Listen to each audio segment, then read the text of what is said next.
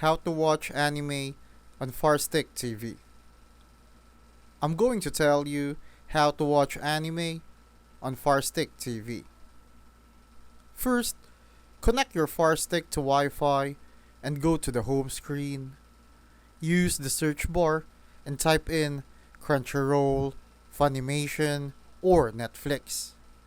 These apps have anime libraries. Download the app, open it, and sign in or create an account. For free content, try apps like Tubi or Pluto TV. Just search and install the same way. Want more options? Install Downloader from the App Store. Then use it to get anime apps like Anime DL or Kodi if you're comfortable with third-party sources. And that's it. You're now ready to stream anime straight from your Fire Stick.